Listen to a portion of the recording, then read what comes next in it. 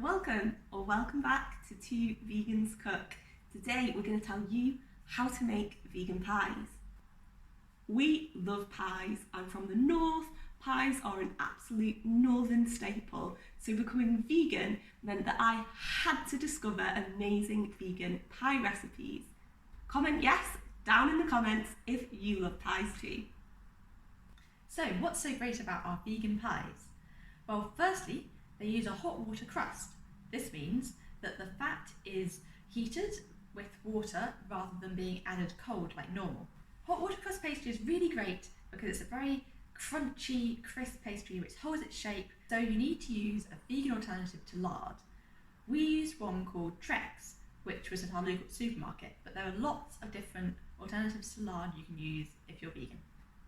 The second cool thing about these vegan pies is that they are adorably small, so you can take them in lunchboxes, on picnics, you can just shove them in a bag if you're going for a long walk, and they are a perfect snack. They are stuffed with butter beans and apricots and pistachios.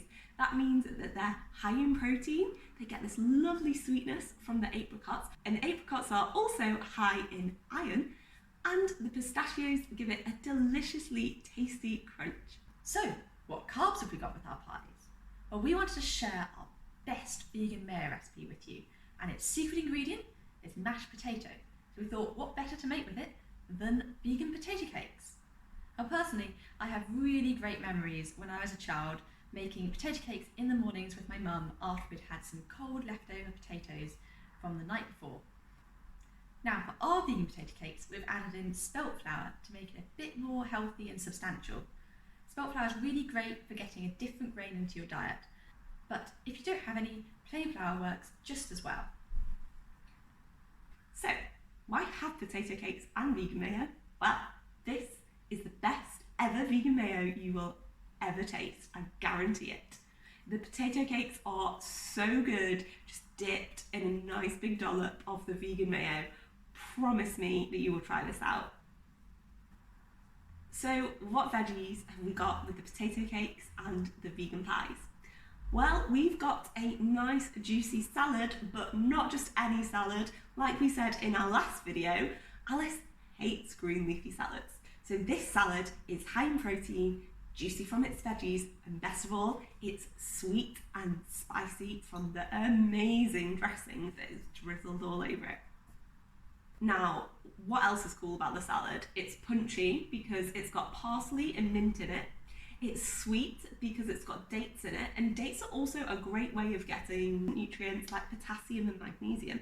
If you want to learn more about what vitamins you might be lacking in a vegan diet, then head to our website, twoveganscook.com, where you can find more vegan top tips. So, aside from the fact that I don't like a green leafy salad, why haven't we used traditional salad ingredients like celery or cucumber? Well, we try and shop wherever we can without buying things which are in plastic. And we find, particularly with cucumber and celery and salad leaves, it's really difficult to find these which aren't wrapped in excessive plastic. They've got their own skins. Why do they need an extra plastic one? So let's jump in and learn how to make vegan pies, potato cakes, vegan mayo, and a spicy pui lentil salad. Let's start with how to make the vegan pies. Begin by making the pastry. This is a hot water pastry, so called because the fat is added when it's hot. The water makes the pastry hard so that it holds its form as a mini vegan pie. You need to work quickly as the pastry starts to stiffen if it gets cold. Start by melting 70 grams of vegan lard. We use Trex with 100 ml of water in a pan. Heat for about 5 to 8 minutes till it begins to boil, then take the pan off the heat. Mix 175 grams of plain flour, 75 grams of strong white bread flour, and 1 teaspoon of salt together in a bowl.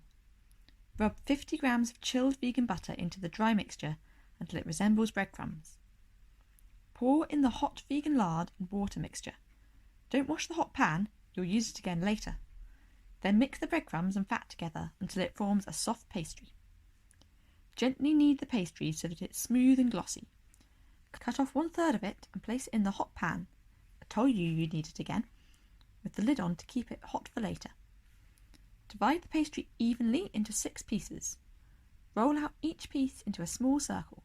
This will be the base of each vegan pie. Place the base in a greased muffin tray, leaving some pastry hanging over the edge of each hole. Preheat the oven to 190 degrees C. Now make the filling. In a large bowl, mix together 1 chopped red onion, 2 400-gram tins of butter beans, with 75 grams of chopped dried apricots, 2 tablespoons of pistachios, 1 teaspoon of salt, half a teaspoon of ground white pepper, and half a teaspoon of ground allspice. Spoon the mixture into the pastry in the muffin tin.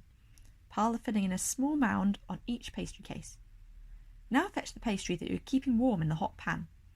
Divide this evenly into 6 pieces and roll it out to form the lids for the vegan pies. Get a little bit of plant-based milk, we use oat milk, in a bowl to brush onto the pastry.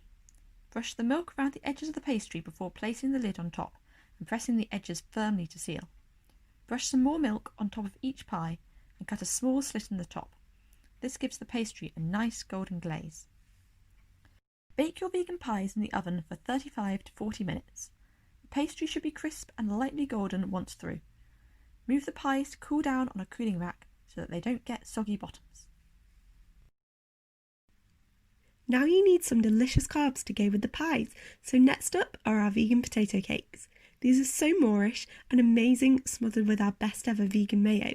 Remember that the links to all our recipes are in the description below, and we're here every 2 weeks with more videos for you, so don't forget to subscribe and hit that bell notification so that you don't miss any of our recipes. Peel and chop 275 grams of potatoes, save 75 grams of the mashed potato for the mayo, and boil the potatoes for 10 to 15 minutes until they're soft. Drain and mash the potatoes with around 20 grams of vegan butter until they're really smooth and creamy. Tip in 120 grams of flour. We use spelt flour, which is a great way to get another variety of grain in your diet, but plain works just fine. Add 2 teaspoons of mixed herbs and mix together to form a soft ball.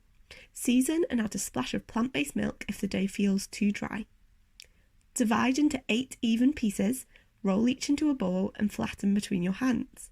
Either bake the potato cakes in a preheated oven at 180 degrees C or fry them on both sides until they're golden brown. If you're baking the potato cakes, arrange them evenly on a lined baking sheet.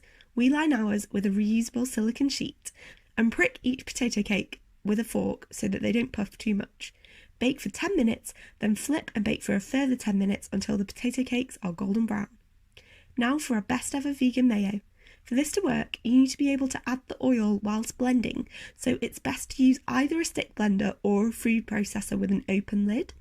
Process 125 millilitres of plant-based milk with 50 millilitres of olive oil. We use oat milk, which is really thick and creamy and works really well, but any plant-based milk should work just fine. Just remember that if you're using a nut milk, your mayo will be thinner than if you use soy or oat milk, so make slightly more mashed potato to thicken it. Add 1 tablespoon of white wine vinegar, half a teaspoon of salt, and half a tablespoon of mustard and blend again. Start blending and gradually and constantly trickle in another 50 millilitres of olive oil. Once fully combined, the mayo should thicken nicely. Add a pinch of curry powder, a pinch of ground white pepper, and a squeeze of lemon juice. Add around 75 grams of mashed potato to thicken the mayo and give it a perfect creamy consistency.